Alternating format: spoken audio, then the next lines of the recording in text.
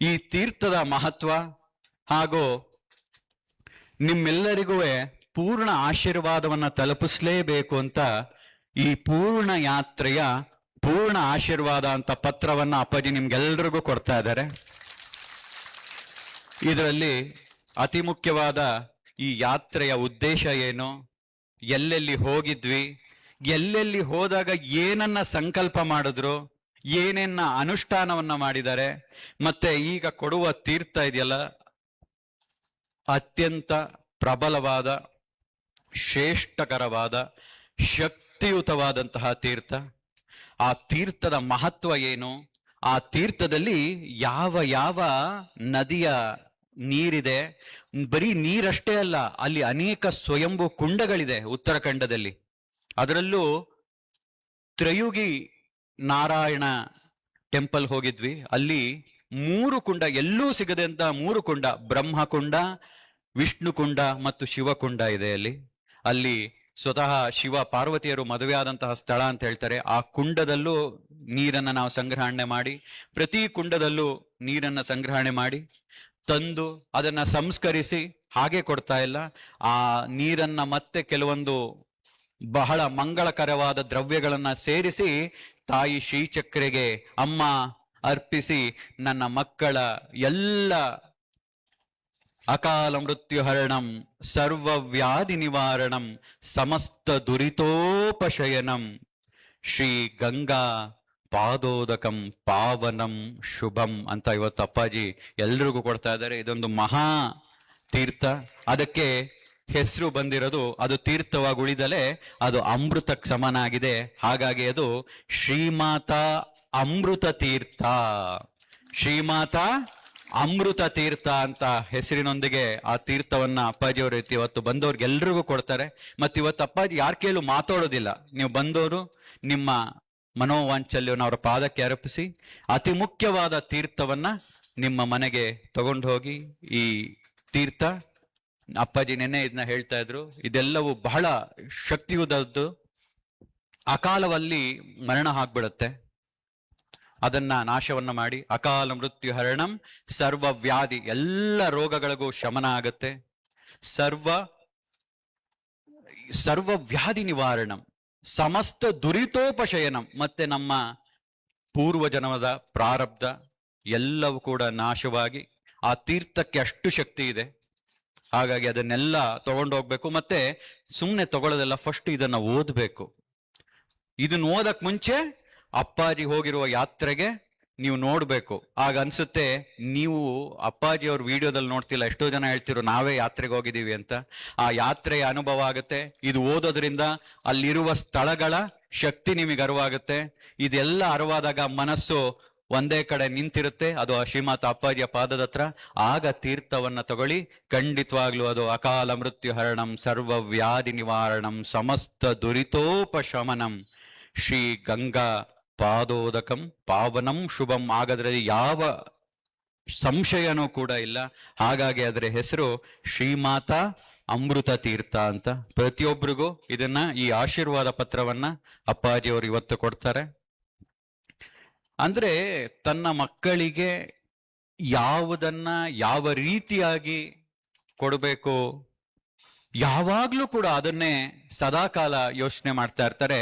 ಹಾಗಾಗಿ ಅವ್ರ ಬಗ್ಗೆನೇ ಯೋಚನೆ ಮಾಡ್ತಾ ಇರಲ್ಲ, ಸದಾಕಾಲ ತನ್ನ ಮಕ್ಕಳಿಗಾಗಿ ಏನನ್ನ ಕೊಡ್ಬೇಕು ಅಂತ. ಆ ಮನಸ್ಥಿತಿ ಇಲ್ಲಿರೋ ಹೊತ್ತಿಗೆನೆ ತಾಯಿ ಅವರನ್ನ ಚೆನ್ನಾಗಿ ನೋಡ್ಕೋತಾ ಇರ್ತಾರೆ.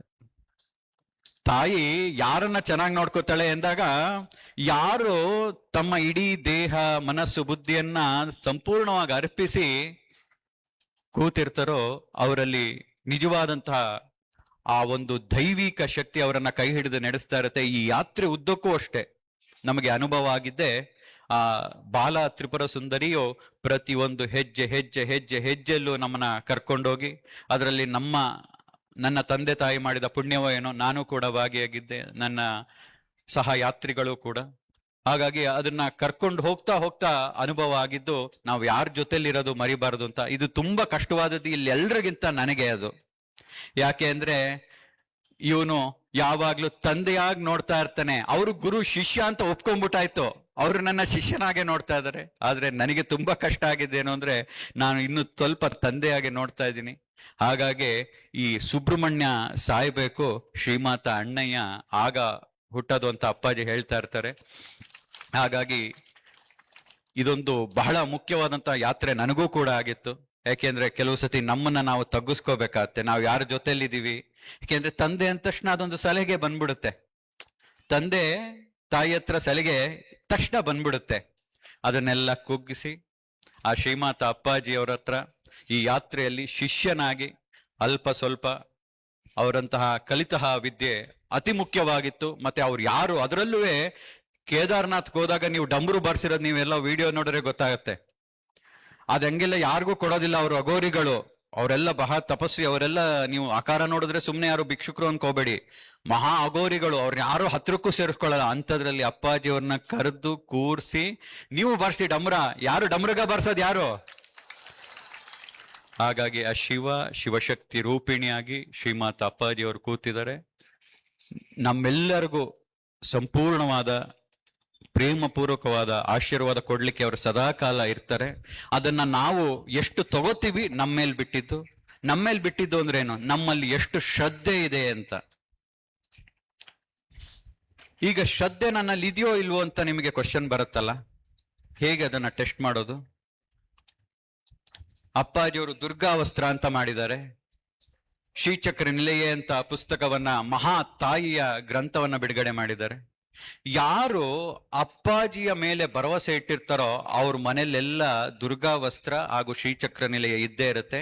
ಅದೇ ನಿಮ್ಮ ಶ್ರದ್ಧೆಯ ಪ್ರತೀಕ. ಯಾಕೆಂದ್ರೆ ಒಬ್ಬ ಗಂಡ ಹೆಂಡತಿ ಇದ್ದಾಗ, ನೀ ಹೆಂಡತಿ ಅಲ್ವಮ್ಮ, ನಾನು ತುಂಬಾ ಪ್ರೀತಿ ಮಾಡ್ತೀನಿ. ಎಲ್ರಿ ಪ್ರೀತಿನೇ ಮಾಡ್ತಿಲ್ಲ? ನನಗ್ ಪ್ರೀತಿ ಇದೆ, ನಾನು ಪ್ರೀತಿ ಮಾಡ್ತಾ ಇದ್ದೀನಿ. ಇಲ್ಲ ರೀ, ನಂಗೇನು ಗೊತ್ತಾ? ಯು ಹ್ಯಾವ್ ಟು ಎಕ್ಸ್ಪ್ರೆಸ್ ಮಾಡಿದ್ರೆ ಹೇಗೆ ಗೊತ್ತಾಗತ್ತೆ? ಹಾಗೆ ಶ್ರದ್ಧೆಯು ಕೂಡ ಒಂದು ರೀತಿಯಲ್ಲಿ ಎಕ್ಸ್ಪ್ರೆಸ್ ಅಂತ ಹೇಳಲಿಕ್ಕೆ ಆಗೋದಿಲ್ಲ. ಆದ್ರೆ ನಮ್ಮ ಮನಸ್ಸಿಗೆ ನಾವೇ ಕನ್ವಿನ್ಸ್ ಮಾಡ್ಕೋಬೇಕಾದ್ರೆ, ಅಪ್ಪಾಜಿಯವರು ಸ್ವತಃ ತಾಯಿನೇ ಅಂತ ಹೇಳಿ ಕೊಟ್ಟಾಗ್ಲೂ ಆ ಶ್ರೀಚಕ್ರ ನಿಲಯ ನನ್ನ ಮನೇಲಿ ಇಲ್ಲದೆ ಇದ್ದಾಗ ಯಾಕೆ ಅಂತ ನಾವೇ ಕ್ವಶನ್ ಮಾಡ್ಕೊಂಡು ಆ ಶ್ರದ್ಧೆಯ ಮನಸ್ಥಿತಿಯನ್ನು ನಾವು ಸ್ವಲ್ಪ ತಿಳ್ಕೊಂಡು, ಇಲ್ಲ ನಂಗೆ ತಾಯಿನೇ ಬೇಕು ಅಂತ ಹೊರಟಾಗ ನೀವು ಖಂಡಿತ ಆ ಶ್ರದ್ಧೆಯಲ್ಲಿ ಭಾಗಿಯಾಗ್ತೀರಾ. ಆ ಶ್ರದ್ಧೆ ನಿಮ್ಮಲ್ಲಿದೆ ಅನ್ನುವ ನಿಮಗೆ ಕಾನ್ಫಿಡೆನ್ಸ್ ಬರುತ್ತೆ, ಬೇರೆಯವ್ರಿಗೆ ಬೇಡ. ಅದು ನಿಮ್ಮಲ್ಲೇ ಬಂದಾಗ ಅಪ್ಪಾಜಿಯ ಮಾತುಗಳು, ಅವರು ಕೊಟ್ಟಂತಹ ತೀರ್ಥ ಎಲ್ಲವೂ ಕೂಡ ಅದು ನಿಮಗೆ ಫಲಿಸುತ್ತೆ. ಅದು ನಿಮ್ಮ ಮನಸ್ಸು ಅಕ್ಸೆಪ್ಟ್ ಮಾಡ್ಕೊಳ್ಳುತ್ತೆ. ಅದು ಖಂಡಿತವಾಗ್ಲೂ ಫಲ ಕೊಟ್ಟೇ ಕೊಡುತ್ತೆ. ಜೈ ಶ್ರೀಮಾತಾ, ಶ್ರೀಮಾತಾ, ಜೈ ಶ್ರೀಮಾತಾ, ಜೈ ಜೈ ಶ್ರೀಮಾತಾ, ಜೈ ಗಂಗಾ ಮಾತಾ, ಜೈ ಜೈ ಗಂಗಾ ಮಾತಾ, ಜೈ ಗಂಗಾ ಮಾತಾ, ಜೈ ಜೈ ಗಂಗಾ ಮಾತಾ, ಜೈ ಗಂಗಾ ಮಾತಾ, ಜೈ ಜೈ ಗಂಗಾ ಮಾತಾ, ಜೈ ಯಮುನಾ ಮಾತಾ, ಜೈ ಜೈ ಯಮುನಾ ಮಾತಾ, ಜೈ ಯಮುನಾ ಮಾತಾ, ಜೈ ಜೈ ಯಮುನಾ ಮಾತಾ, ಜೈ ಶ್ರೀಮಾತಾ, ಜೈ ಜೈ ಶ್ರೀಮಾತಾ. ನಾವು 5 ಜನ ಹೋಗಿದ್ವಿ. ಯಾರು ಅಂತ? ನಾನು, ಅಣ್ಣಯ್ಯ, ಗಣಪತಿ, ಶ್ರೀನಿವಾಸ್. ಇನ್ನೊಬ್ರು ನೀನೇನ್ ಹೇಳಿದೆ ಅಂದ್ರೆ ಲಲಿತಾ ತ್ರಿಪುರ ಸುಂದರಿ, ಬಾಲಾ ತ್ರಿಪುರ ಸುಂದರಿ ಇಂದೆ. ಅಲ್ಲ, ಅವಳು ನನಗಿಂತ ಬೇರೆ ಆಗದೆ ಇರೋದ್ರಿಂದ ಅವಳನ್ನ 5 ಅಂತ ಕನ್ಸಿಡರ್ ಮಾಡಕ್ಕಾಗಲ್ಲ. ಅವಳು ಅಪ್ಪಾಜಿಯ ಭಾಗವೇ. ಹಾಗಾದ್ರೆ ಇನ್ನೊಬ್ರು 5 ಯಾರು? ಎಸ್, ನಿನ್ನನ್ನು ಕರ್ಕೊಂಡು ಹೋಗಿದ್ದು ನಾನು. ನಿನ್ ಬಾಯಲ್ಲಿ ಬರುತ್ತೇನೋ ಅಂತ ಕಾಯ್ದೆ, ಕೊನೆಯಲ್ಲಿ ಬಂತು. ಈಗ ನಾನೊಬ್ಬನೇ ಹೋಗಿರ್ಲಿಲ್ಲ. ನನ್ನ ಎಲ್ಲ 13 ಲಕ್ಷ ಮಕ್ಕಳನ್ನ ಹೃದಯದಲ್ಲಿ ತುಂಬಿಕೊಂಡು ಹೋಗಿದ್ರಿಂದ ಅವರೆಲ್ಲರೂ ಕೂಡ ನನ್ನ ಜೊತೆನೇ ಇದ್ರು. ಹೋಗಿದ್ದೆ ಅದೇ ಉದ್ದೇಶಕ್ಕೆ, ಮಗಳನ್ನ ಕರ್ಕೊಂಡು ಹೋಗ್ಬೇಕು, ನನ್ನ ಮಗಳನ್ನ ಕರ್ಕೊಂಡು ಹೋಗ್ಬೇಕು ಅಂತ ಈ ಯಾತ್ರೆ. ಇದರಿಂದ ನನಗಾಗ್ಬೇಕಾದ್ದೇನೂ ಇರ್ಲಿಲ್ಲ ಅನ್ನೋದು ನನಗೂ ಗೊತ್ತಿತ್ತು. ಆದ್ರೆ ನಿನಗೆ ಆಗಬೇಕು ಅನ್ನೋದು ನನಗೆ ಗೊತ್ತಿದ್ರಿಂದ ನಿನ್ನನ್ನು ಕರ್ಕೊಂಡು ಹೋಗಿ ಪ್ರತಿ ಹಂತದಲ್ಲಿ, ಪ್ರತಿ ಅನುಷ್ಠಾನ ಮಾಡುವಾಗ, ಪ್ರತಿ ಸಂಕಲ್ಪ ಮಾಡುವಾಗ ಅದನ್ನು ಹೇಳ್ಕೊಂಡೇ ಮಾಡ್ತಾ ಇದ್ದಿದ್ದು. ನನ್ನ ಎಲ್ಲ ಮಾನಸ ಪುತ್ರಿಯರು, 13 ಲಕ್ಷ ಎಲ್ಲ ಪುತ್ರ ಪುತ್ರಿಯರಿಗೂ ಕೂಡ ಇದಾಗಬೇಕು ಅಂತ ಉದ್ದೇಶದಿಂದ ಮಾಡ್ತಾ.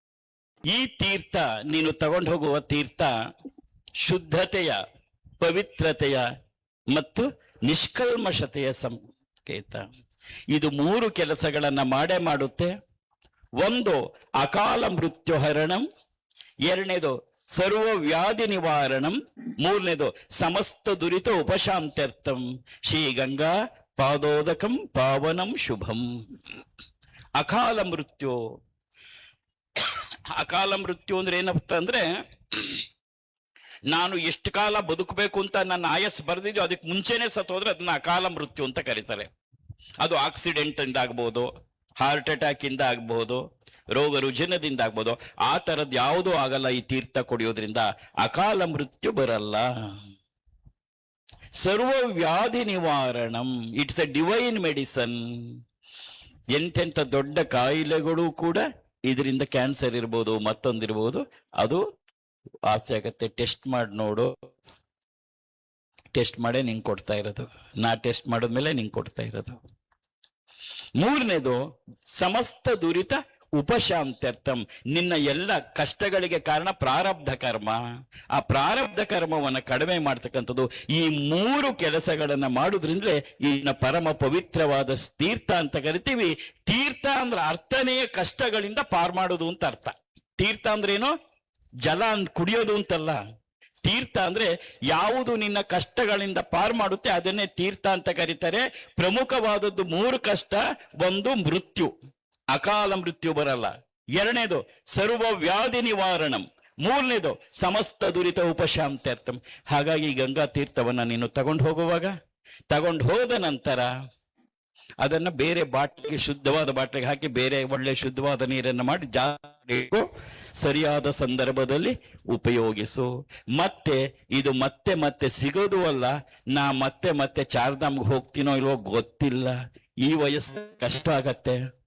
ಅವಳೇನೋ ಇರೋ ಹೊತ್ತಿಗೆ ಎಳ್ಕೊಂಡು ಹೊರಟೋಗ್ಬಿಟ್ಲಷ್ಟೇ. ಅದರಿಂದವ ಇದನ್ನ ಅತ್ಯಂತ ಪರಮವಾದಂತಹ ಶ್ರೇಷ್ಠ ಸನ್ನಿವೇಶದಲ್ಲಿ ನೀನಿದೆಯಾ, ಇದ್ರ ಉಪಯೋಗ ನೀನು ಪೂರ್ತಿ ಪಡ್ಕೊಂಡು ನನ್ನ ಮಗಳಾದ ನೀನು ಮೃತ್ಯುಗೆ ಒಳಗಾಗದೆ ಯಾವುದೇ ವ್ಯಾಧಿಯಿಂದ ದೂರವಾಗಿ ಆರೋಗ್ಯವಾಗಿ ಯಾವುದೇ ಕಷ್ಟಗಳಿಲ್ಲದೆ ನೀನು ನಗುನಗ್ತಾ ಬಾಳ್ಬೇಕು ಅನ್ನೋಕ್ಕೋಸ್ಕರವೇ ಇದನ್ನ ಮಾಡ್ತಾ ಇರ್ತಕ್ಕಂಥದ್ದು.